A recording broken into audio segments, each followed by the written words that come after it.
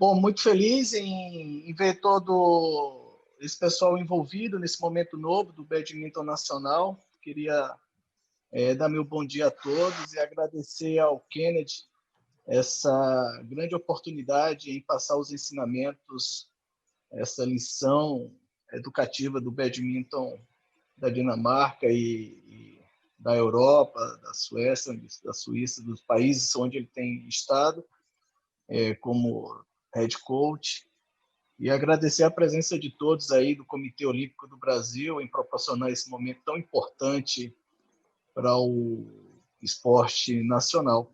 É um fato importante nossa modalidade ser contemplada com este curso, e vale ressaltar que nossos profissionais envolvidos, os professores, são pessoas de alta qualidade para desenvolver o badminton nacional.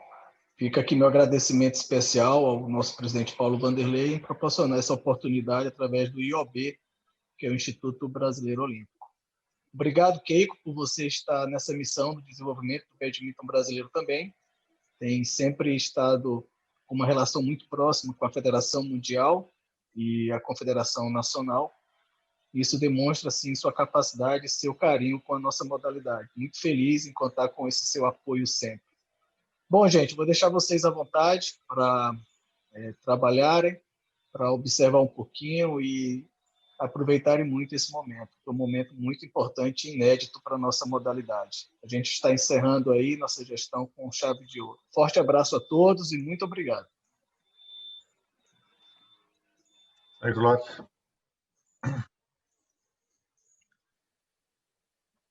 João Guilherme, você quer se apresentar, por favor, João? That is another member of the Sport Science, Brazilian Sport Science Commission, Professor João Guilherme. Would you please introduce yourself? Hello? Oi, fala, João. Consegue me ouvir? Sim. Tá. A apresentação está sendo como, Keiko? Desculpa, bom dia a todos, né? Em inglês, em português? Tem tradução simultânea, então se você quiser falar em português, você pode falar. Tá bom. Bem, bom dia a todos. É um prazer estar aqui com vocês. Meu nome é João Guilherme. Um prazer, Kenneth Larsen. Nice to meet you. E sou um entusiasta, um apaixonado pela ciência do esporte, principalmente na modalidade badminton. Tem alguns estudos, algumas pesquisas aí sobre o badminton, né? Gosto muito de entender um pouquinho o jogo, das características do jogo, no tocante à análise notacional, os fatores de tempo, né? As características das ações motoras. Enfim, acho que quando a gente compreende o jogo, a gente consegue extrair informações que depois a gente vai utilizar em treinamentos, tanto treinamento físico quanto treinamento técnico. Então, eu acho que é o primeiro passo que a gente tem que dar quando a gente fala de treinamento esportivo de uma forma geral, né? Acho muito produtivo o trabalho do professor Kenneth Larsen, principalmente quando ele consegue contemplar a teoria a longo prazo e as diferentes cargas, diferentes momentos, diferentes períodos dentro dessa teoria, né? Como que a gente pode diferenciá-los ao longo de um processo de treinamento, né? A gente pensar em treinamento a gente pensa em treinamento a longo prazo mesmo, não uma situação curta. E o processo é muito mais importante do que o produto. Acho que já falei demais. Kenneth, I would also like to introduce you, Professor Laila Burrachidi and Professor Marcelo Hayashi. They are also members of our Sport Science Commission. Would you please, Laila, introduce yourself? Hello, can you hear me? Pode falar em português que tem a tradução, tá, Laila? Ok.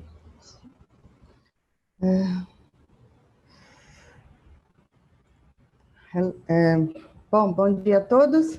Eu trabalho aqui no Núcleo, juntamente com a professora Keiko, professor João, professor Marcelo.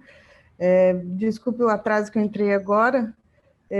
Estamos bem felizes com a participação do senhor, enquanto um excelente treinador. Já conheço bastante, não, mas conheço um pouco do seu trabalho. Acho que será bem importante a sua presença aqui no nosso contexto, né, do treinamento no Brasil. Muito obrigada. Marcelo? Olá, bom dia a todos. Mr. Larsen, thank you for stay here. Agradeço imensamente aí a possibilidade de trocar experiências com o senhor a partir dessa sua imensa bagagem no badminton. Vai ser um prazer enorme aprender com o senhor nesse momento de hoje, né, os amigos aí presentes. E vou dar a minha função aqui é falar também um pouco das outras realidades do badminton, né? Que são para as pessoas com deficiências, né, e da iniciação bem precoce mesmo dos jovens, né, de como é que você desenvolve essa ação. Não sei se o senhor teve essa experiência, né, já de trabalhar com pessoas com deficiência, e acho que essa é uma grande possibilidade, né, porque o badminton é para todas as pessoas, né, e a iniciação também, né. Então, acho que essa é uma grande reflexão que eu trago aqui para o senhor e espero contribuir aí com esse momento aí glorioso para o badminton brasileiro. Muito obrigado pela sua presença. Okay, I think it's time now. Let's start our session. First of all, I would like to thank Dr. Kenneth Larsen for accept our invitation here, and Selv tak for being here. And I would like you to introduce yourself. Most of our coaches know your work, but it's better for you to introduce yourself because you know yourself better than me. Okay, yeah, I'll do that. So I'm Kenneth Larsen. I'm from Denmark. When I was younger than I am now, I was a badminton player myself, elite player. I have been European champion with the Danish national team, Danish champion several times. So I've played badminton a lot myself when I was younger. I've been a badminton coach actually for the last 45 years, every year for the last 45 years, and actually on all levels, different levels. I've coached small children, I've coached adults that were not that good, and I've been national coach in 4 different countries, in Denmark among those also. I'm educated originally as a sports teacher, and then I have a master degree in coaching, and I have a PhD inside what we call social psychology and social philosophy. It's about how to try to develop environments that can club structures that can actually develop healthy identities and so among the participants. So I'm married. I have 2 children. My daughter is a psychologist. My son he's a doctor in philosophy actually, and my wife is a doctor in statistics. So that's a little different from my area, but that means that we have a lot of interesting discussions where it's difficult to understand each other actually. So that was a little bit about me. Oh, I should say also I've been in the board of the Danish Badminton Association for the last 7 years as an elite and talent responsible for our development in Denmark. I stopped 2 months ago, and I'm also in the board of directors for what we call Team Denmark. That's the umbrella organization that actually are responsible for all our Olympic sports. So I'm representing in that board the elite coaches in Denmark in all sports. So that's a little bit about my background. And I'm an associate professor in sports science at the University in Aalborg, actually. Thank you, Kenneth, for this introduction. And I would like to start our first question exactly on the topic of talent identification. So the first question is, are there any relevant difference on character? Someone has are there any relevant difference on characteristics that were observed for talent identification in this last period from and nowadays, for example, till 2018? In Denmark, you mean? Yeah, in Denmark. Yeah. Okay. Yeah.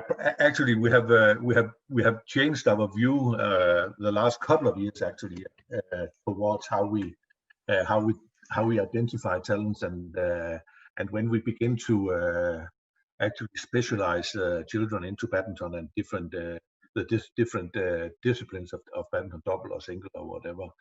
Actually, we have actually removed or we have cancelled our under 13 national team. We don't have a national team under 13 anymore. We start our national teams at under 15. And that's because it's important for us that when the children are younger than 15, we focus on the joy, the happiness, the experience in badminton, and of course we focus on their development and not so much on results, and not so much on that the best players that win most matches also are the biggest talents. So that's actually quite a change the last 3 or 4 years in Danish badminton. Probably some of you know Canadian professor called Jean Coté, who's talking about deliberate play as a way of actually bringing up talents, that the focus should be on the joy of the game and not on results and all that. So we are actually we are trying to have a focus on that, and actually we have that focus all the way up to our best elite players also. That we are talking development, we are talking this is so fun, and then as a side effect of this, probably get better results also, and that's also fun to have, of course. So the way it functions in Denmark actually with the talent identification is that we have a really tight club structure in Denmark. We have almost 1,000 badminton clubs in Denmark, and we are just the size of Denmark is probably the size of Rio or something like that. So every little town in Denmark have a hall, and every little town in Denmark have a badminton club actually. And we have a system that's built like a pyramid of where we are bringing people into the clubs, a lot of children, a lot of players into the clubs, and then they are moving to other clubs when the club they started in, as example, can't offer them any more regarding development because limitation of resources or whatever it is. So we have this pyramid system where we're bringing up the players in a pyramid-shaped structure, and some way under in this structure, the association begins to focus on some of the players. Of course, the players that we can see in some of the clubs that are actually our talent centers, you could say that. We begin to focus on the players that actually show potential, and potential in our view is not about physics. It's not about winning mostly. It's about two things. It's about the fundamental technical skills. Can we see that actually, just as a specific example, can we see that they have a right grip on the racket, and they actually, when they do the strokes, they actually rotate their forearm and not just stretch their elbow, things like that. And the other thing we look at is the level of consciousness. How do they manage on court regarding the things we are going to talk about later also. I think we should do that, but how do they manage themselves regarding being conscious of court, making the right choices? Do they show that they can actually at an early stage anticipate and look into the future and move before the opponent have hit the shot and things like that? So that's, we have really strict focus on development, on the joy of the game, and on a few technical elements, and on that tactical mental side, that they are actually they are able to take care of themselves on court, you could say.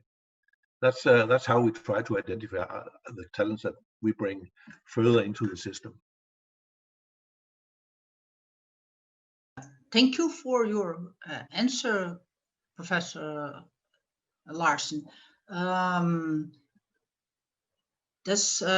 We can go forward for the next question. So the next question. It's okay for me also if people have questions, then they can just come up with them. If it's okay for you, for me it's fine, but you decide. Okay, so the second question is, which criteria of yours have you in mind to create exercises for the development of athletes on fast and efficient decision making and execution? Because most of your videos are focusing on how to develop intelligent players. So what are the kind of exercises you create for that? Are they based on game analysis, a specific development of athlete profiling or opponent profiling? Just comment us about this. Yeah, but that's really a nice question, because my whole work as a badminton coach, also when I have students at the university, is based on the idea that the way you learn in badminton and in all other areas actually is based on a reflection process, of course.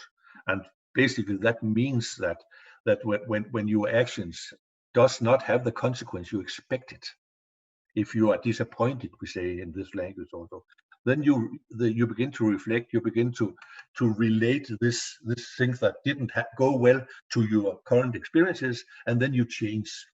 So next time you're in a situation that failed for you, you are actually able to handle it in a better way. That's what we call a reflection process, and that's the main theory behind this is called constructivism. That you will construct his or her own knowledge in a reflection process. And what is really important for me when I practice with my players, apart from technical skills, of course they have to be good technical, apart from physical skills, when they are becoming older they have to have a certain potential inside physical performance and so on. But what actually, and I'm quite sure about this, what separates the best players in the world from the second best players in the world has nothing to do with technical skills. Nothing. They can do the same thing. The best 1,000 men single players in Denmark, they have almost the same technical skills. It's nothing about physical skills. That's not the element that separates elite players from the sub-elite. Actually, when you do a little research on this, you can see that actually the sub-elite many times has a better, as example, aerobic capacity than the elite players, because they have to compensate for something they don't have. But what separates them actually is the ability to make choices, and to make the right choices, and more important than this, to be able to react, as I said before, when the situation and your choices did not have the consequence that you expect. Then you have to change immediately. Because when you are playing elite badminton, your opponent, of course, what he wants to do or what she wants to do is to destroy the way you think you should play, or destroy your good strokes or the patterns you like to play. So on elite level, of course, you have really to be able to identify situations that are not like you want them, and to reflect in the moment, and to change your existing knowledge structures. And next time you won't do a thing, then you'll react in a better way. And actually, my point is about this is that you cannot start this process of trying to develop the ability to make choices, to be aware. You can't start that too early, actually. Many coaches, and also in Denmark, actually, when they have dealing with children, they separate technical skills from tactical or mental skills, and they say, yeah, they have to learn technical skills before they can move on to tactical and mental skills. But in my mind, that makes no sense, because it's not possible to separate those two things. If you make a spin shot, backhand spin shot at the net, it's not just the technical skills you are practicing. You are also practicing, or you should be practicing, the awareness about how fast is the shot coming, how far am I from the net, how high do I reach it, take it on the net, because that will affect how the technique. So you can't separate those things from each other. That's, in my mind, that's a big mistake, actually. So I make a lot of exercises where I change situations. I change the size of courts. I change the possibilities for strokes for one player and the other player have to react, and all those kind of exercises where they just not they cannot just play their own game. They have to react and change because situations change. And actually, to be a little bit philosophical, that's the way that our society in 2020 is. It's basically it's characterized by complexity. A lot of things happen at the same time, and we all a lot of times we're not sure what will happen next, actually. And that's just what's happening on the badminton court also when you are on a certain level. Was that answer on your question, Keiko? Yeah, I was thinking about your answer. In fact, the main focus of the exercise should be create some situations that make the player out of his or her comfort zone. You could say that, yes. Because if you believe what I believe, that the main basis for learning is this reflection process, then you can only learn in one situation. Only one situation you can learn. It's when you fail. So if you make practice with the players in order to make them succeed the whole time, then they will not learn anything, because then they can use what they already have in their mind and in their brain. So you should be happy when they fail. See it as an opportunity to talk with them about what happened. What can we do to facilitate this reflection process? That could be your job as a coach, etc., or one of them. So to fail is beautiful. It's the only way you can learn, if you reflect afterwards. So keeping on this reflection problem, we saw that a lot of exercise you create are based on if-then situations. Nah? Yeah. So the if-then situations set for athletes aim to stimulate their skills of anticipation and perception. Yes. And you are always questioning the athletes about the exercise and aims to improve their tactical knowledge. But it's a kind of declarative process. Really. What do you think of? So, what do you think about not question all the time, in order to develop also the processual knowledge on athletes? Yeah, depending on what you mean about processual knowledge, but I see that the process of reflection as a process that you can handle yourself. Of course, we all reflect at sometimes. Everybody reflects. You can't avoid it, actually.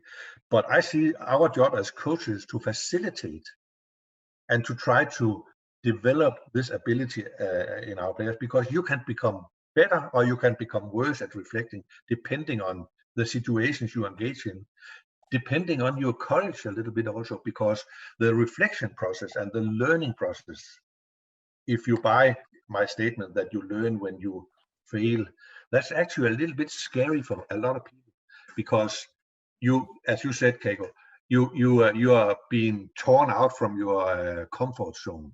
So learning is a mild way of frustration, or a mild form of frustration, and they have to be able to handle this without going into panic. And we can actually, as I said before, facilitate the ability to handle.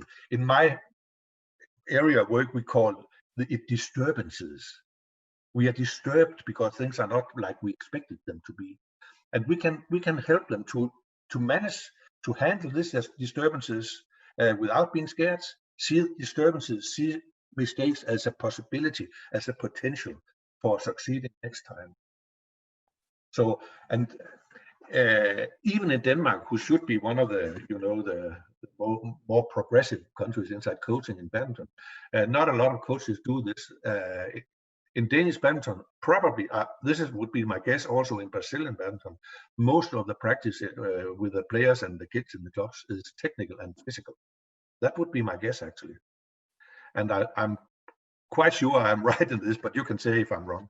But that's how it is in Denmark, and probably it's because, and this is not to sound arrogant or anything, but probably it's because that the people who coach children doesn't know about this, so they do what they see in the television or what they have been, how they have been coached themselves when they were kids, and then the easy thing to do is to make technical skills and physical skills, and then they will never become top elite players in badminton. That's a nice reflection for our coaches. So please pay attention to that, not stay only on the physical and technical skills, but also focusing on this reflection process. And would you please talk to us a little bit about how to train this anticipation skills? And from which age do you think it's important to work on it? And is there any kind of mental training? Does this training method change according to the age? Yeah, but you are right. It is mental practice, actually. Anticipation practice is based on also a reflection process. And what you do when you practice anticipation, or when you make anticipation exercises, is that you come up with this, if this happens, what will happen next? What do you think? And when you do this, and this is actually difficult for if they of course, if they don't know how to do it, it's difficult. We have done a lot of about this thing on the BWF level 3 coach education, actually, where I also teach. It's about making situations where a player can identify what we call clues. How high is the opponent's arm at the back line, as example? Is he hitting the shuttle from high up or a little lower down? And a beginner exercise in anticipation could be, if he hit it high up, he'll make a clear shot. If he hit it lower, he'll make a pull drop shot to the net. And then the player have to react on the picture of the arm. Where is the arm? That's a basic kind of anticipation exercise. And actually, my point is, and I think this is really important, when you begin with children to practice technical skills, right grip and everything, you can immediately begin to practice anticipation skills. If they have an age where they are able to reflect just a little bit, and children 7-8 years can easily reflect, they have experiences that allows them to handle things from the outside. So I would suggest that when you do training with your players, you connect the technical with the tactical mental side. Never isolate it, because that's impossible. For me, it makes no sense to learn a perfect backhand spin shot if you don't know when to do it. What is the right situation to do it? It makes no sense. Then you just get a lot of bad experiences because you do it in wrong situations, and your opponent will just kill it. So anticipation, to be able to look into the future, that's really important. And actually, one of my I have a master student a couple of years ago who did her final project on what were the big experiences in badminton, what is fun in badminton, technical things, tactical things. And on the tactical area, all groups we had, she researched into 5 different groups: elite players, not elite players, children, and so on. And all of them said that anticipation, the ability to look into the future, was the most fun thing in the world, because you could just do something and then you could just stand waiting for the shuttle coming to the net, and then you could laugh a little bit of your opponent because you didn't see that. So that's all of them said that anticipation is fantastic, because you are so smart when you can look into the future. So, and that's also, of course, what makes elite players in badminton. If you can't anticipate, then you're not an elite player. Okay, and probably the master thesis of your student is in Danish, so we couldn't read it. Yeah, it is actually Danish. Actually, you have to be Danish because we're Danish university. So. Okay. Yeah, sorry about that. Hola. Someone talked here. Is there any comment that someone would like to say now we can do some pause here. João Guilherme, would you like to say something? No, it's okay. So. Oh, perfect, and just it's incredible, all the ideas. How do you Kenneth? How do you?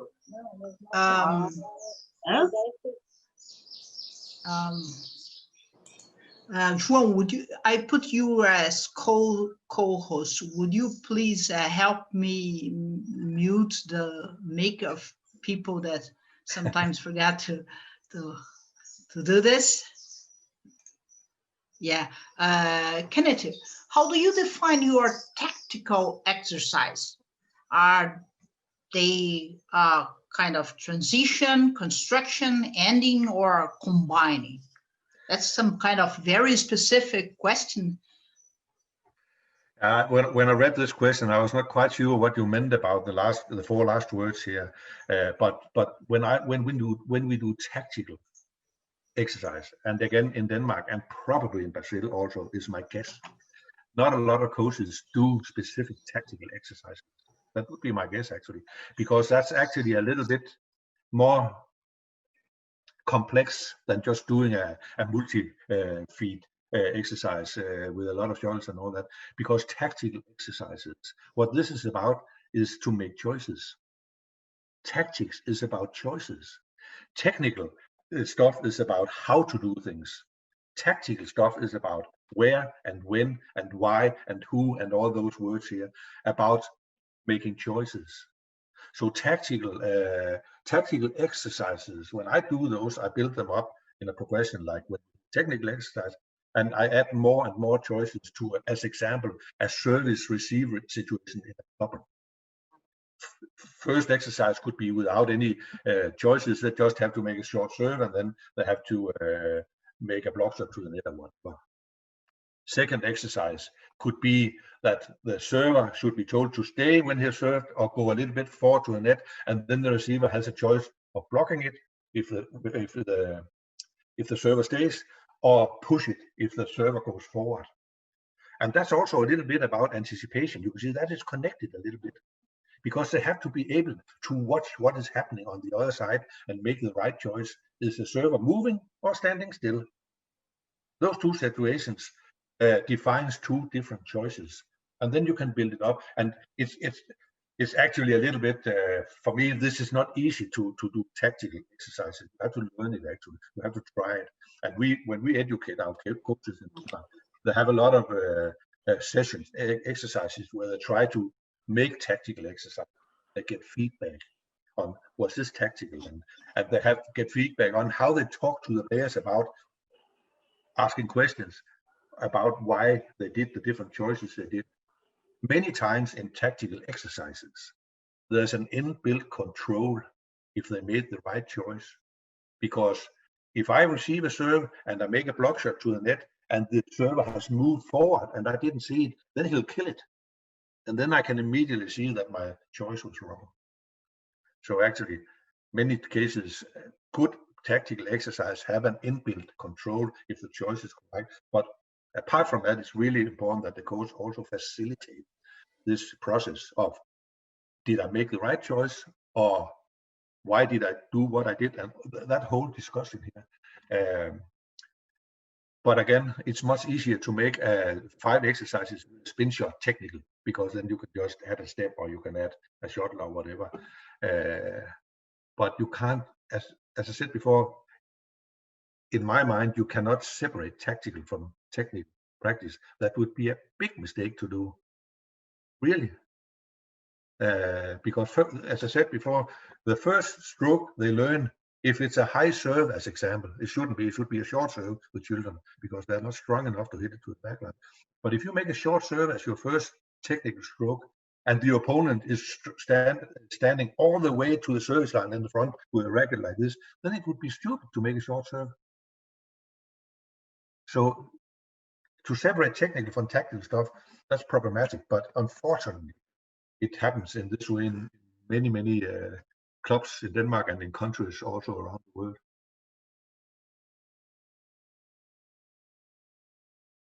I think that means that the coach should have some court experience to understand this details of the game, because sometimes we have coaches that came from other sports at all, so they haven't played badminton. So do you think that it's a requirement to have been a player to be a good coach or not?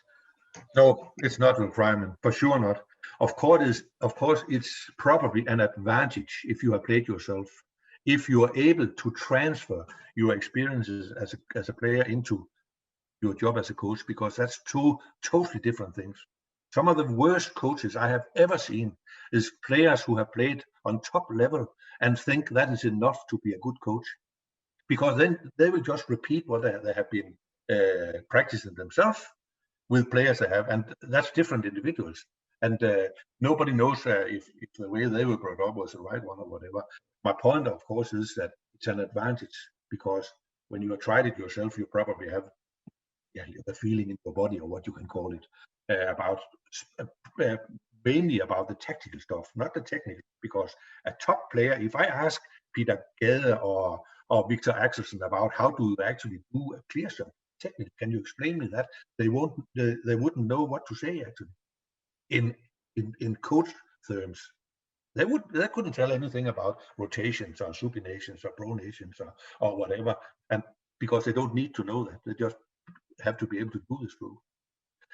But you can easily become a really, really good coach without having played on top level yourself, because this is like being a doctor or what you do in your professions. This is a trade, a profession you have to learn actually. So the last two coaches, national coaches in Denmark, before Kenneth Jonassen, who's a coach, he has been an elite player also, but the last two coaches before Kenneth actually didn't play on any level themselves.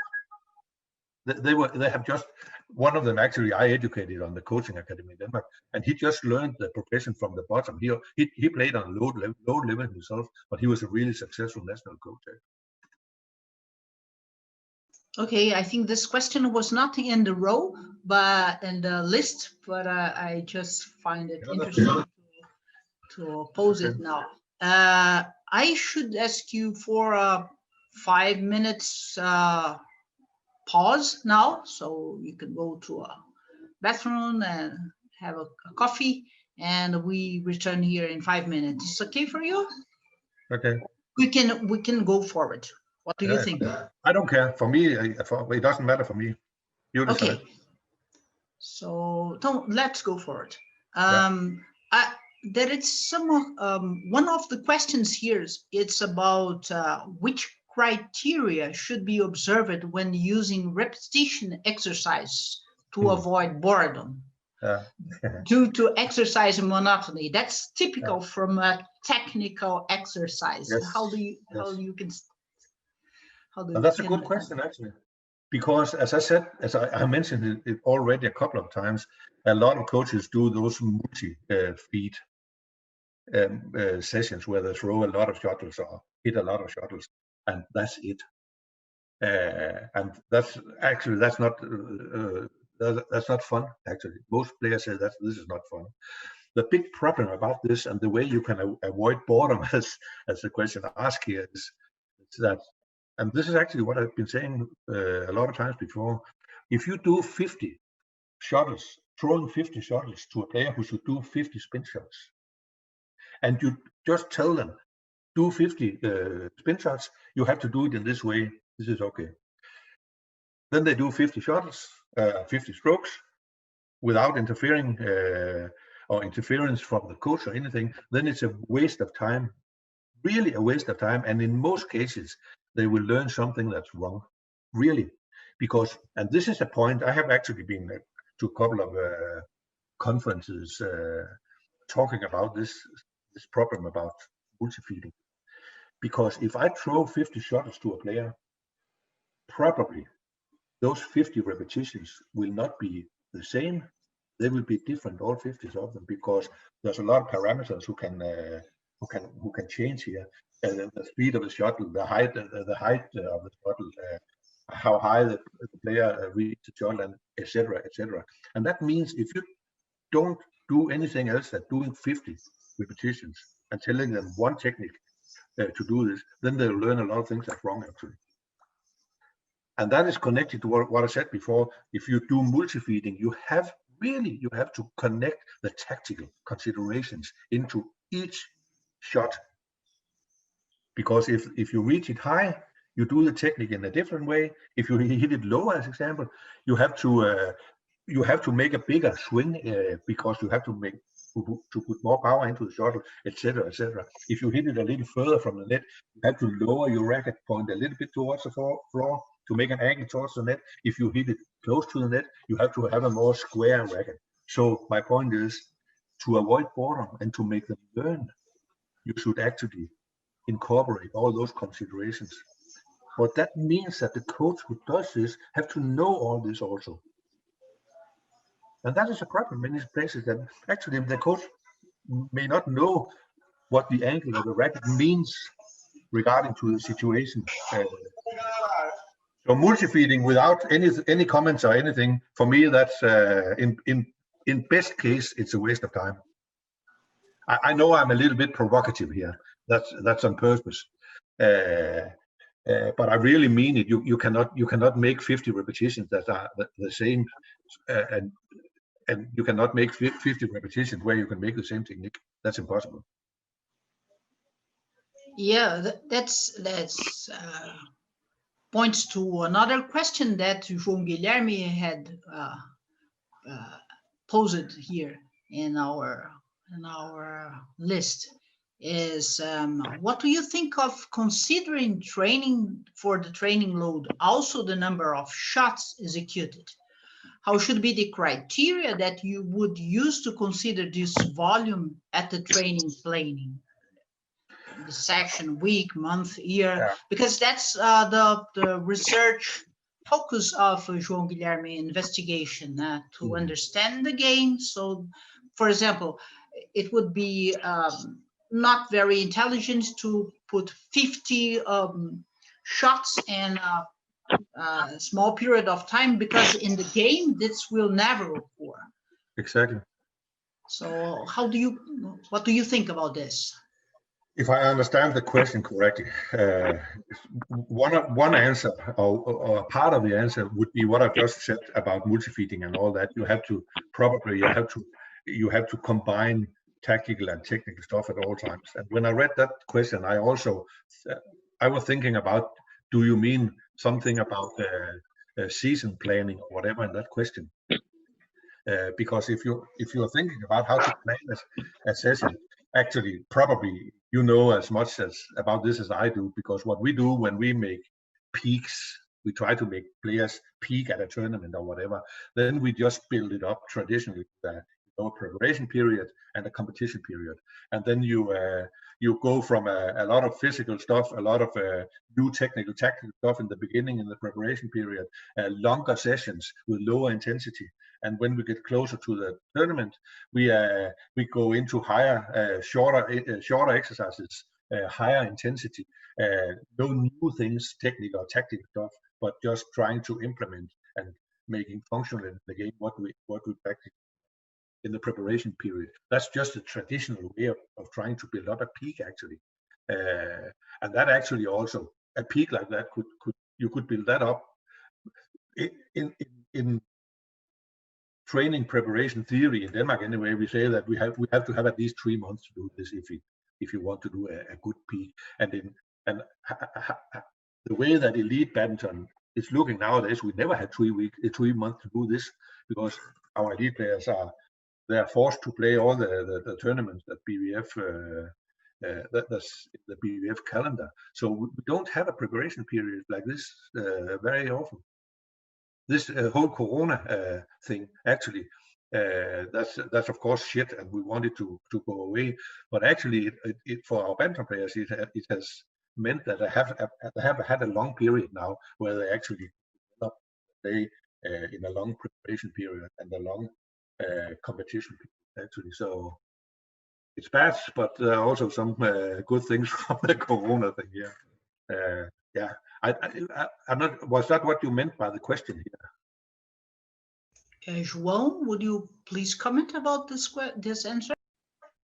Oh, yes, Professor. The question is, what I wanted to know is like, for example, if you want to control the training load by different periods of the different stages, like under 13, under 15, under 17, how can you control the training load by these different years, understand? Like, for example, under 13, you should hit like 200 shots per session. And if you go to under 15, you could hit like 300 shots per session. And like per session or per month or per year, like 2,000 shots per year, whatever, you know. If you control, if you have this progress along the how can I say, the training during the different periods. Yeah. Am I clear? Yeah, you're clear. I understand what you mean. Actually, we don't think in Denmark anyway. We don't think in this way at all when we are making the progression from under 13, under 15, under all that. This is not the way we think in Denmark. Actually, the volume. What we think about is what I also mentioned in the beginning, that for our children up to under 15, under 13 also, we have a focus that say they have to develop, they have to have fun. They can play all they want if they will, because in Denmark they can do that. They can play every day if they want. But we don't focus on results and winning or losing or multi-feeding or whatever. We are focusing on, you know, that the play approach. They have to have fun. And when they get older, we begin to structure more and more the contents of the practice, that now we begin to implement a little physical. We begin to put more focus on if things are doing correctly. We begin to put more focus on peaking also. We don't make training preparation with peaks for our children. In Denmark, we don't do that. We do it maybe when they're under 19 or something. We begin to do it, but we don't aim at them being good at 1 or 2 tournaments in a season, because probably that's not why they started to play badminton, because they want to use 6 months every year not to play badminton, but doing physical practice and exercises that are not functional but formal and all that. So that's the approach here. So we have no considerations about number of strokes or anything like that. Yeah. Keiko, can I just a little bit more? Yeah, of course. Oh, perfect. Totally agree with you, Professor. And but I'm a little bit afraid of how can I control the training load or the practice, you know, about even if it's children or if it's teenager or if it's an adult like under 19. For the people that's starting to play badminton or the medium level or high level, doesn't matter, national high level or international high level, it's like different persons, and the training should follow the game features. So we don't how can I say, you don't, oh, it's just lost the English. Keiko, como que eu faço? Eu quero falar errar a mão, né? Mas não é errar a mão, isso aí é um slang nosso. Mas eu não vou perder a mão, não vou... como eu posso falar isso em inglês? Não. A Shirley pode ajudar. Eu acho que é no sentido de exagerar, né? Exagerar. Yeah. I think Professor João Guilherme is talking about injury prevention. Okay.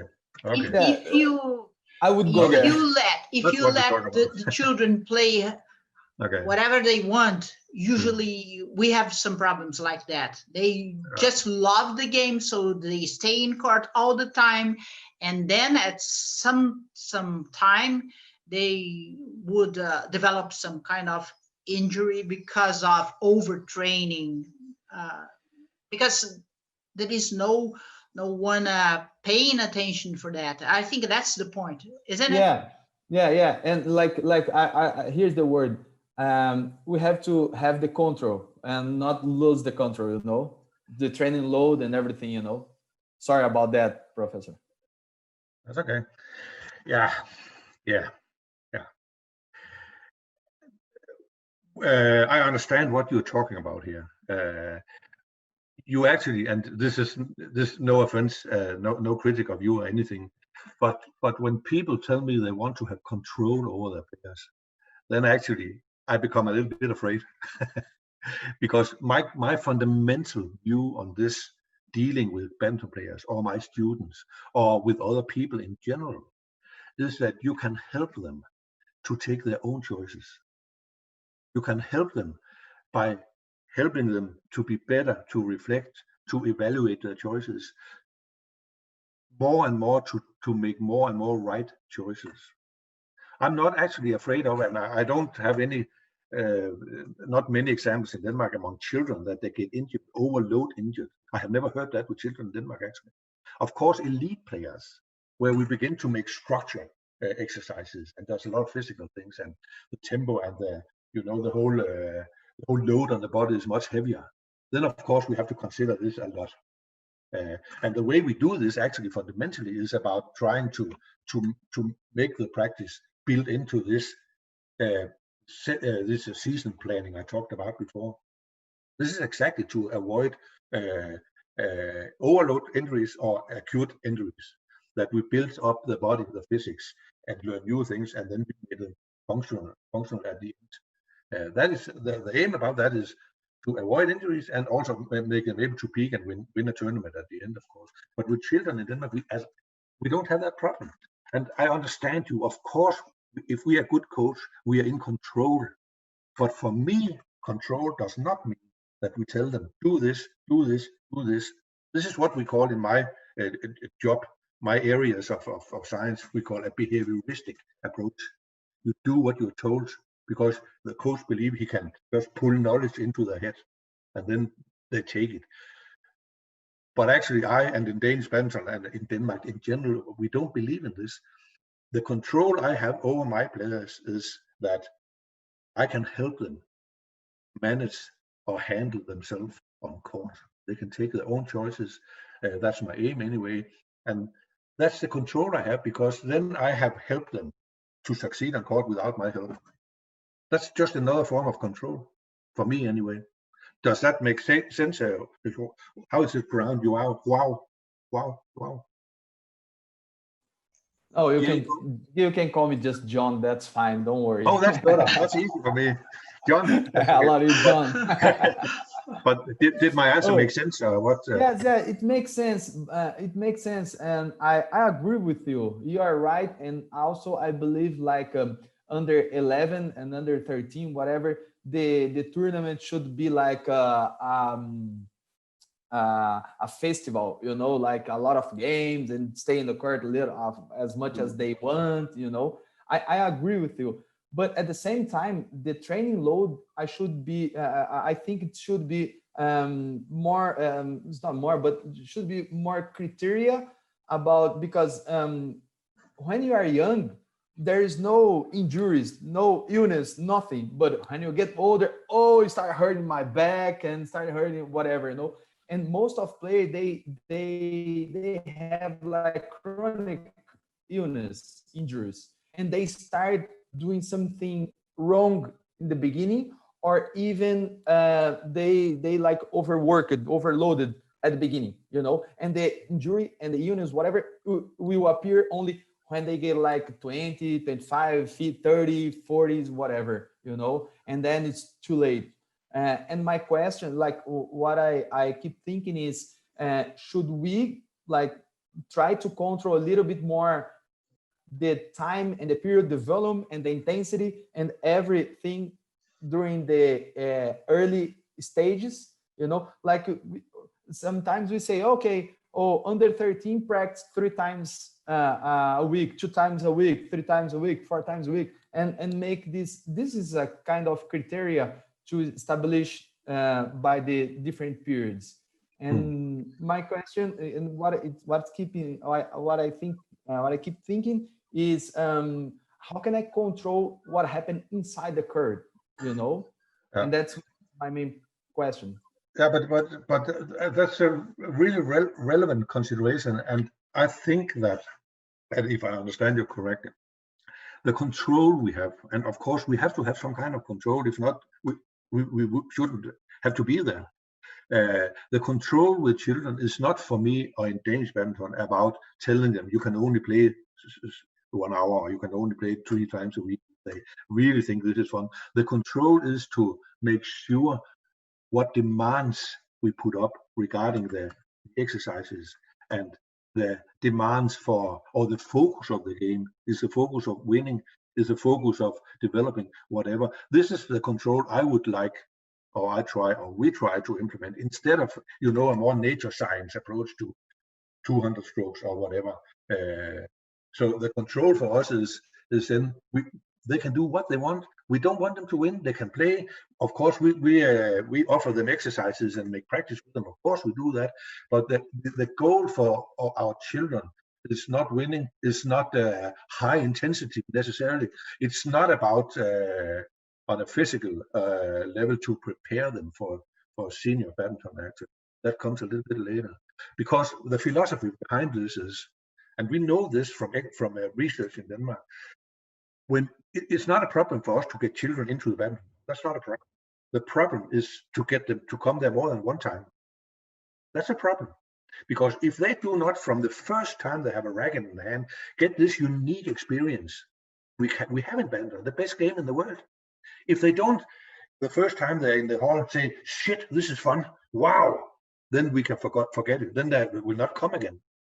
And if that's our philosophy, if we begin to put a nature science approach to so many of now footwork here and now here and now here, then we risk taking the fun out of it. Because, as I mentioned before, my master student, this master project about what is fun in badminton. On the tactical side, what was fun was to anticipate, as I said, to be able to cheat, to trick the opponent. On the technical side, the strokes that are fun, it's not a high serve, it's not a clear shot, by no means. You can guess what strokes they think are fun. It's all the strokes that can actually make them anticipate. A delayed clear shot, a cut, a spin shot, where the shot goes like this. So what we try to do in Denmark is to put focus on the fun elements, tactical and technical. And not on winning, not on high intensity, but on making them always implement, we try to implement possibility to anticipate, to look into the future, to make them feel like, shit, I'm clever here. Or, wow, he thought I made it clear, I made a cross cut instead, I cheated him, things like this. This is our philosophy with the children. I think actually this is one of the reasons that Danish badminton are able to stay on world top level, because we are only 5 million people in Denmark. And we don't have a lot of economical resources compared to China or Korea, those countries there. But we try to develop players that think, this is so fun, I'll do this for the rest of my life. And if you have an internal motivation like this, then all science inside motivation and development shows, then you will perform better, you will develop quicker. And then you will also win more matches, of course. Yeah, so that's that's a little bit different approach than this, more, as I said, a nature science approach with two boxes of strokes and time and all that. But that's our philosophy. I don't claim that I have the only truth in the world, but this is the way we think when we try to develop our players, our children primarily. Oh, perfect. And just last time, I promise.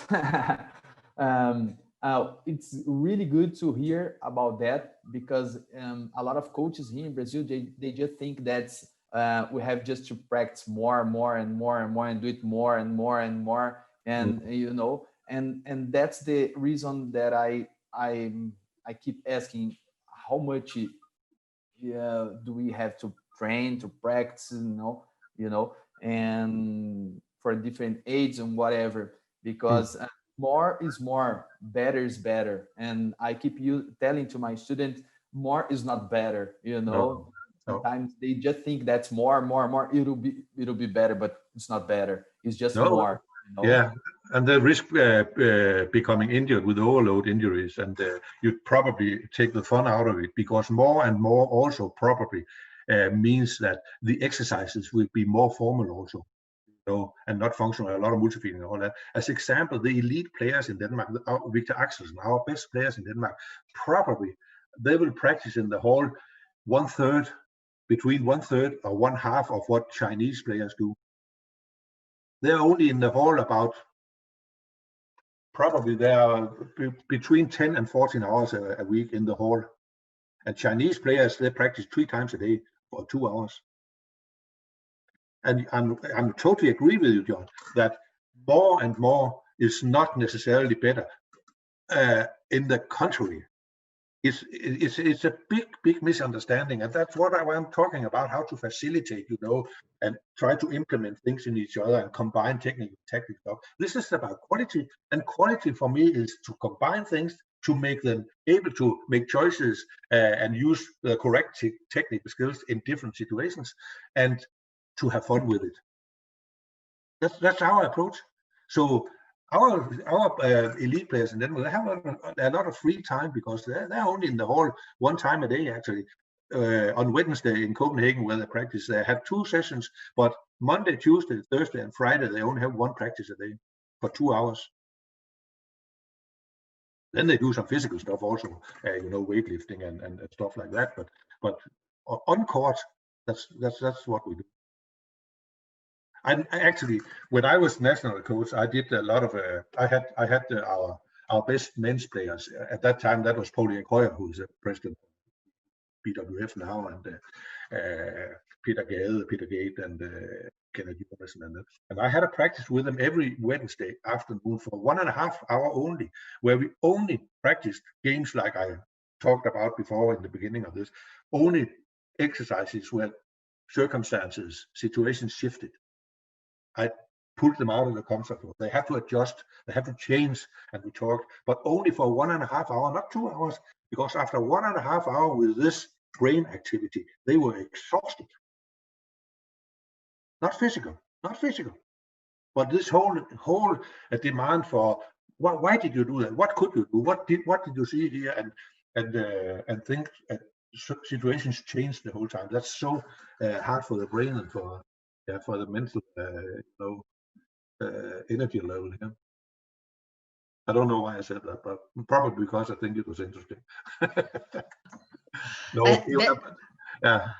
Okay, Kenneth, this leads us to the question about this, how many hours should we train? So one of the questions posed here is, considering the Brazilian reality where infrastructure for training is only available 3 to 5 times a week for 1 or 2 hours at most, how do you advise to train? What priorities we should take to develop a badminton athlete? That's what's in the same way you were answering the last question. Exactly. Yeah, exactly. As a 3 to 5 times a week, that's a lot. And compared to other countries, also in Europe, that's really a lot. In some countries, they can get into a hall 2 times a week. Those are for rich clubs, because in my club, we have only 2 hours 2 times a week.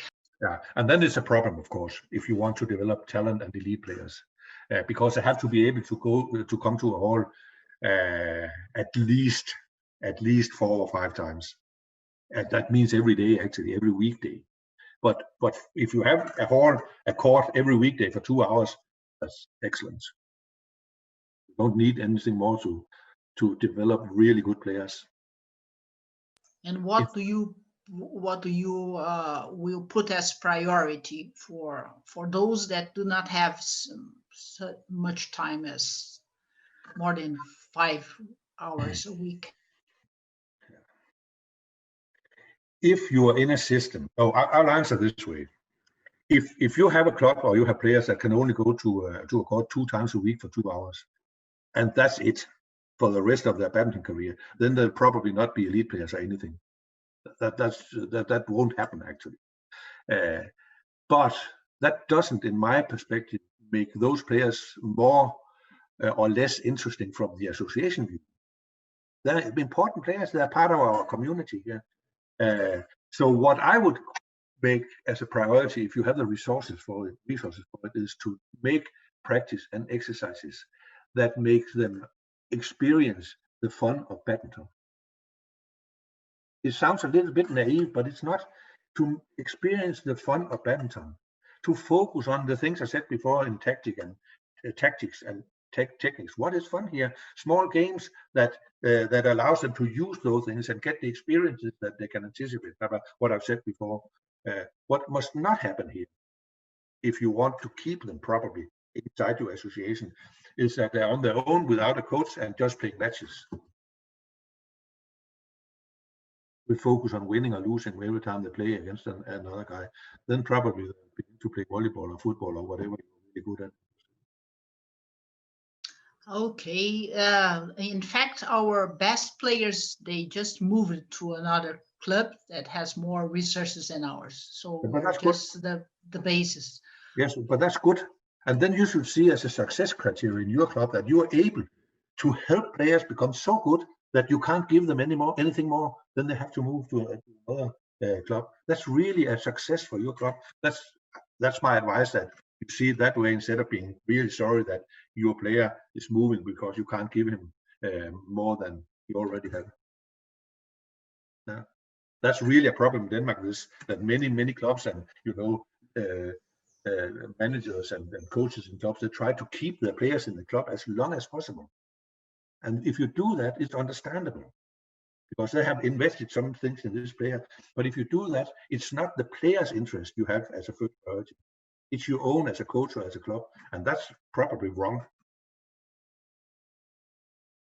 That's what I think, but some people does not agree with me because they say, oh, you invest a lot of time for developing this talent, and then just another club is receiving the awards. But I think that's it's a kind of concept. My club cannot afford to have more time in court, more resources to develop this talent. So I think it's a natural way for the athlete to move to another club. Of course. And this is really a hard, also in Denmark, I have fought for this way of thinking for 40 years in Danish badminton now, and slowly it begins to change actually. But it's understandable that coaches, managers in club who invest in a player think it's not good if the player moves. That's understandable. But it's so important if we want to keep our players in our association, and if we want to help our players get the great experience of developing and being better, then it's so important that we understand or we believe that it's not our interest that's the main priority, it's the players' interest. But it's difficult. I know it's a difficult battle, this one. So I think we are in the last question. So the last question here is, please discuss about the importance of a constructivist philosophy for trainers on his or her athlete's performance. And actually, this is what I've been talking about for the last hour. Hopefully you can recognize what I've been saying in this last question here.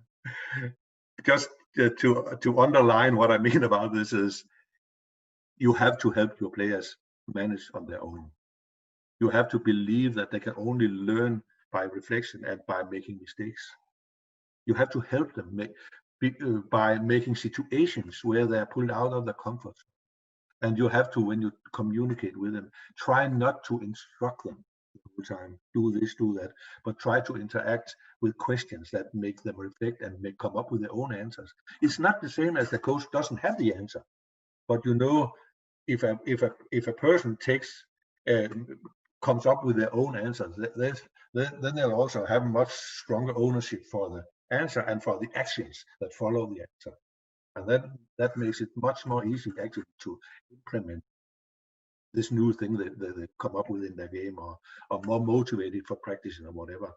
But unfortunately, and that's not because people are stupid or anything, most coaches in Denmark and also in Brazil, I'm pretty sure, when they communicate with players, it's with instructions. I'm coach, we do this, do that, you do it like this, you do it like this, you do it like this. And then you don't develop players that can handle themselves on court. And in elite badminton, if you are a coach, even though you can comment between rallies from the backline, you can't help them there, because things change every second rally, and you can't help them. They have to make their own choices. So if we don't try to put that perspective into our communication, into our exercises, then we actually coach in one way, and when they play matches on a certain level, then it's a totally different situation where they can't use what they have been told in practice.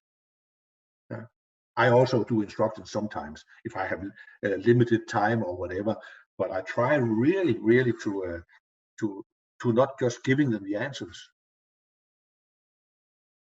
Yeah, hopefully that makes sense. But this is a constructive perspective on learning and communication.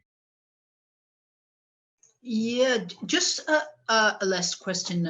Do you think there is some kind of cultural influence when you are using this kind of constructive philosophy for training? Because in Brazil, we are our population is very diverse. We have people from all around the world that came here as immigrants, so it's not so easy to.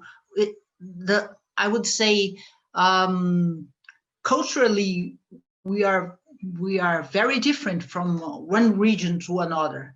Do you think this could somehow influence the way we train our athletes if compared to other countries? Because as I know, Denmark it's much more homogeneous and culturally homogeneous than in Brazil. Yeah, for sure. Yeah, but for sure that can influence or should influence the approach to how to deal with people, how to communicate with people. If I came up with all my ideas and if I make training in China the same way I do in Denmark, probably they would think I was insane, because that's a different culture that are based on, this do what you're told culture, behaviorism. In Denmark, if I had that approach always to our elite players, then I would be fired and the players would tell the director, get him out of here. That doesn't work. So of course there's a lot of cultural aspects of this, but I think actually, and this is my main point, that if you have a culture, if you're dealing with a culture that I used to learn or to communicate in another way that I'm talking about here, then probably if I believe in what I'm saying, we have to try to change this somehow, slowly. Try to get them used maybe and show them other ways to do things, blah, blah, blah, all that kind of stuff. Knowing that if they can't do it in the beginning, it's not because they're stupid, it's because they are not used to do this. So I think our time is up. If there's someone that could put some comment here or another question for Dr. Kenneth, let's say you can put the question here in Portuguese and Shirley can translate it. Hi, Laila. Eu queria fazer uma pergunta, mas tem alguém na minha frente, é isso? Ou não? Pode falar. Tá, ok. O professor falou bastante sobre a abordagem construtivista e é um tema que a mim me agrada, e eu vou integrar ela com outras possíveis abordagens que são muito úteis para o treinamento esportivo, como a ideia do cognitivismo, da teoria do comportamento antecipatório e da aprendizagem significativa também. Então, esse pool de abordagens que vão, digamos assim, rechear uma boa sopa de conhecimento aí, elas têm gerado alguns estudos agora na área da metacognição. E existem alguns estudos de 2014 e 2015 na área do handball, que eu conheço. Eu queria saber se o senhor tem conhecimento de algum estudo relacionado à metacognição no badminton, se já fizeram algum estudo sobre isso.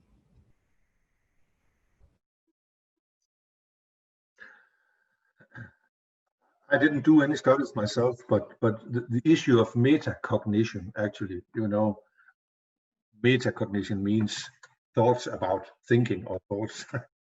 The whole meta perspective, actually, I didn't do studies about metacognition in it isolated, but the whole issue of metacognition, or actually looking at yourself from the outside when you make choices or whatever, that's how I try to put a metaphor on that one. Actually, probably you could say that's a part of the whole facilitating and developing reflective skills. That's the way I choose to interpret that topic anyway.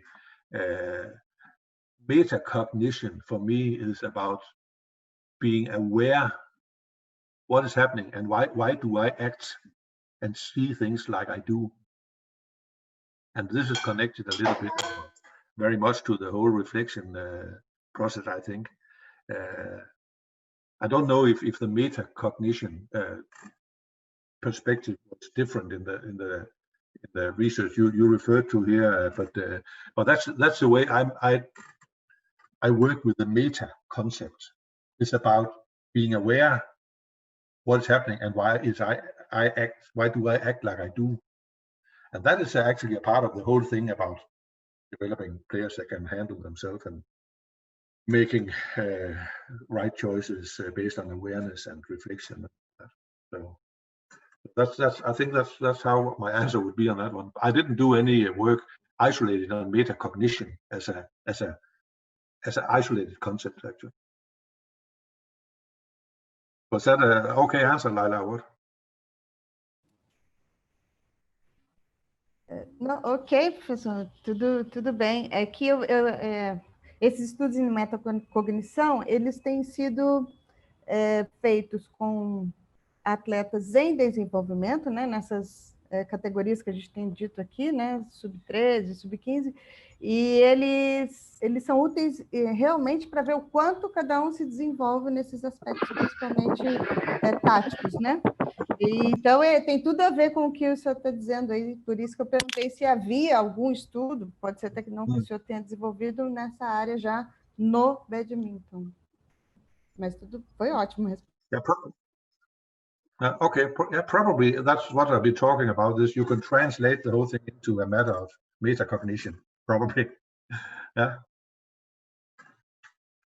Okay, that is just one last question here. I think we can, after that, we can close unless someone else puts another question. But the question is, how do we build a basis for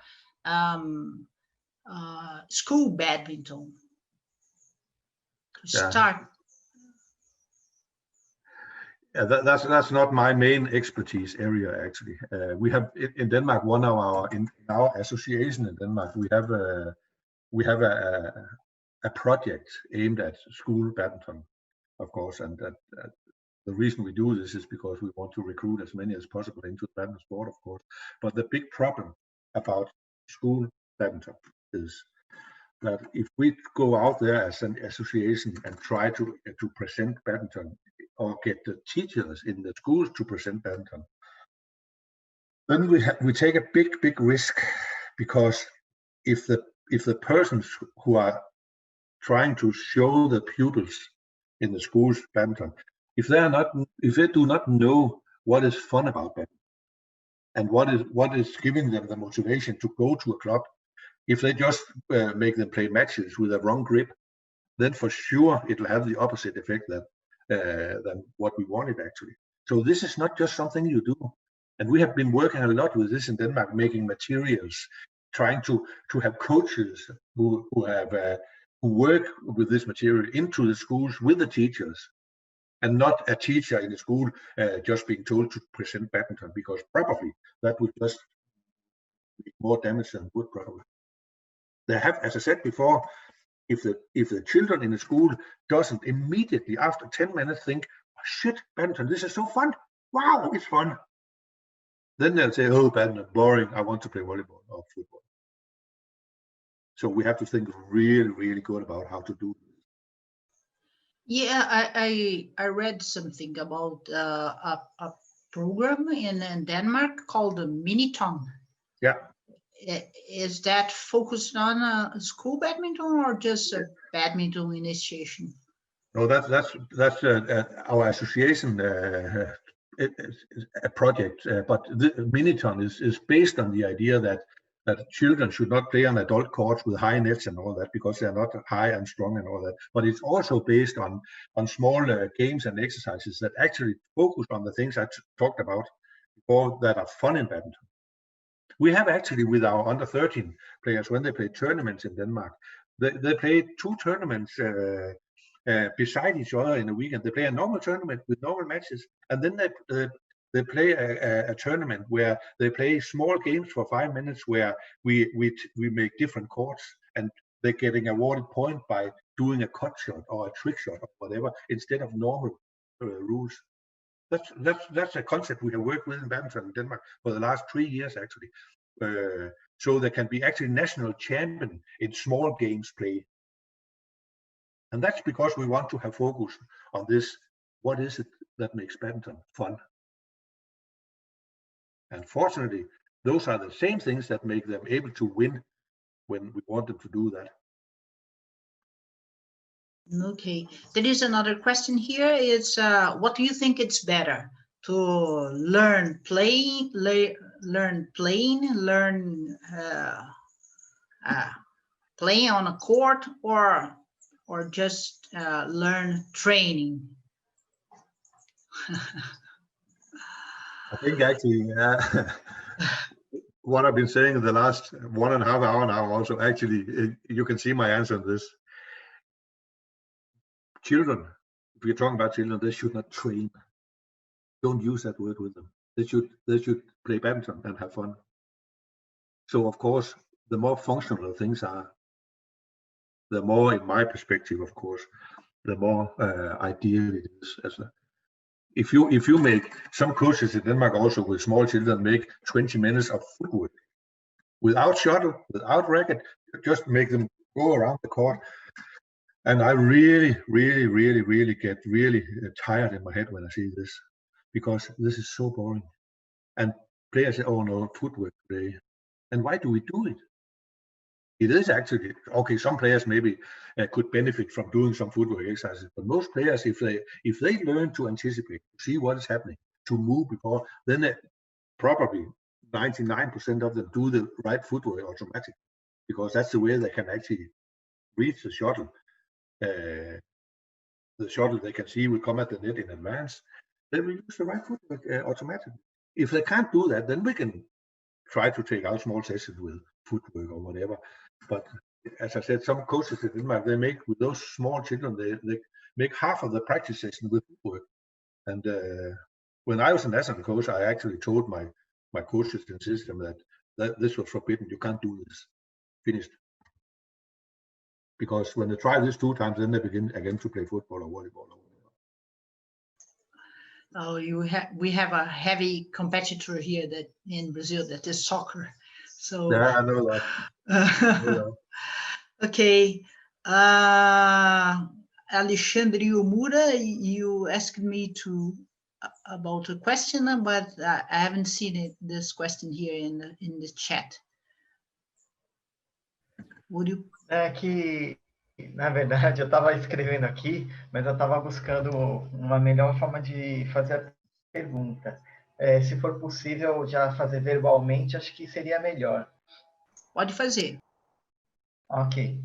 Então, assim, é fantástico, né, o que o técnico Kenneth Larsen está passando para a gente, e realmente quando eu ensino, eu busco fazer justamente essa parte técnica, criar consciência, falar o tempo da rebatida, a altura que chega, e tanto o desenvolvimento da parte tática também semelhante. Então, eu faço no mesmo drill, né, variações e que também faço variações de rebatida, ou seja, altura, velocidade, profundidade, e por exemplo, no fundo, no caso de smash, fala assim, olha, a peteca está um clear defensivo, está lá atrás.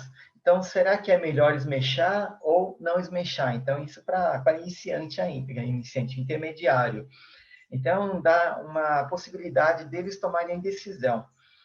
Então, quanto a isso, né, eu vejo que muitos atletas, eles já têm bastante conhecimento da parte técnica e também da parte tática, mas tem tantas variações, tem tantas variações que muitas vezes quando ele não consegue chegar, né,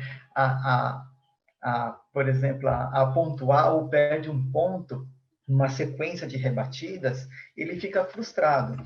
Então, seria interessante, de repente, a gente ensinar, a gente que observa essa falha, nessa sequência, né, de tática, né, de rebatida, trabalhar esse, né, com mais vigor, ou seja, repetindo algumas vezes, para que ele se acostume a chegar àquela tipo de sequência de rebatidas, ou será que é melhor mesmo deixar de forma randômica?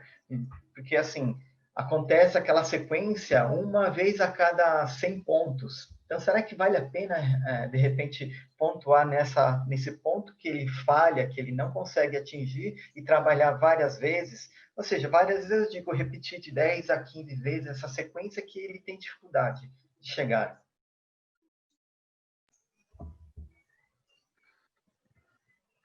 If I understand you correct, if a failure comes from limited technical skills, then of course we have to practice this technical element, because you know the technical skills, of course, are the tools that allows you to make a lot of different choices. If you're limited technical, then you're also limited in the possibility for making choices. That's obvious. So if it's a technical issue that makes the error, then you of course should take it out from the content and practice it. If the failure comes because the player do a wrong choice in a wrong situation, then it's a totally different matter. Then I wouldn't isolate this, because, as you say, two situations are never the same. Then I would, as I said many times now, then I would make exercises that makes them recognize situations, makes them make a choice, and makes them the whole time be aware about the consequence. And then talk with them in order to facilitate this reflection, so that next time they are in a similar situation, then they'll make a different choice. If players make on court the same mistake 5, 6, 7, 8 times in a game, then it's because they don't reflect. And then they will never win a badminton match, and then they'll not have fun. So I hope that was what you asked me about. Okay, Kenneth, I will pose your last questions from our president, from the Brazilian Badminton Federation president, and it's about a children that it's a kind of outlier. He is exceptionally good for his or her age, and if you find out some child like that, what will be the path to follow? Should these children stay with children of his or her own age, or should she or he goes to another group? What will be your advice? That's a good question. The whole approach that I have been presenting for you here is based on, this constructivist, this way of thinking. And all this is based on that every individual are different. We have different experiences, because we cannot have the same experience, of course not, because we have different inputs every day. It's like fingerprints. Our experiences are different. We are different persons. So if you have a boy or a girl like this, if you are only thinking about the badminton development, then there's one answer here. This is the answer is that they have to have the possibility to develop from where they are to the next step. That means they have to be able to be presented for challenges, opponents, coaches that are able to challenge them. The problem about this, of course, is if you have an 8-year-old that are exceptional and move this little girl to a group of 12-year-olds, then we have the, the social relation problem. Of course, we could have that, but she's 4 years younger or whatever. But from an isolated badminton development perspective, then she should move to an environment where the players, the coaches, the whole structure could offer the challenges that are moving this one to the next level. A Russian scientist called Vygotsky is what we call a social constructive. Is saying that we learn, we have a window for learning the nearest development zone. That means that if we don't have inputs in that zone, we almost can do things, but not quite yet. If our possibilities, our help, our inputs are too low, then we won't learn. If they're too high, if they're too much, then we won't learn. So they have to have input right into the level where they are. So, but with children, it's a problem. Should we move them away from their cameras, from their friends they are going to school with, or should we move them to another group where they can develop better as badminton players? That's a choice we have to make, depending on what I would make. I would make the choice to move the girl to another environment and then try to make the transition, help her with the transition, and get the parents to help, and what we can do. But fortunately, not many times we have to move an 8-year-old to a group of 15-year-olds. That won't happen that often, luckily. So, okay. There is one question late. We have 5 minutes left. That is just about one. It's a coach that is saying that he has players that somehow they gave up, so they are tired from training. It's usually when they are here in Brazil. Is usually when they are in this phases where they are trying to enter in the university. So that's one point. But they have to decide they're professional. I think. Do you have something to say about this? How can we? What could we do to keep them playing? Yeah, but I of course, this problem is not only in Brazil, that when young people, they have to move to high schools or universities or whatever, or they begin to have to make choices about priorities, of course. And in Denmark, anyway, we are really observant on if our elite players, if we at some point with a player in our elite program, as example, see that this development, it really slows down. It doesn't happen much anymore on the badminton thing here. Then we actually advise them to begin to think about other priorities, because we have a responsibility also. But what we also try to do, or what we hope to do, is that they'll go on playing badminton as maybe a second priority, because we want to have as many as possible in our system. And probably they would only continue to play badminton if they have been an elite player, as example. If again, and I know I repeat myself a lot of times here, but probably they'll only continue to play badminton if they think badminton is fun. For sure. So this fun thing, for me, this is the main thing. Everything else will come by itself almost, if we can make badminton the most fun thing in the world. And that's not easy. You have to know what you're doing. You have to make exercises. You have to communicate in the right way. You have to know what is fun in badminton. I already presented some of the things here. Yeah. But if they don't think it's fun, why in hell should they do it? if they can't make $1 million a year or whatever. It's really clear that when you look at China compared to Denmark, the Chinese elite players, they have a shorter career than Danish players, most of them anyway. And I have not heard about Chinese elite players that continue playing badminton just for fun. Maybe some do, I don't know, but I've never heard about it. In Denmark, most of them continue the rest of their lives actually. And that's probably why we can compete with China, which is amazing when you compare the two countries' sizes and resources and all that. Okay, so we have 2 minutes left. I think it's not time. That is another question, but I will translate it and send you by email because it's a very long question. And now I would like to thank you very much for your time and your wisdom here. And hopefully we will have you in the next year after the pandemic for a training course in Brazil. Yeah, that could be fun. That could be fun. So, selv tak. Yeah. Selv tak. On this, until next time. Yeah. Thank you very much. Thank you, Kaigo, and see you next time. Bye-bye. Bye-bye. Bye. Bye-bye. Thank you. Bye.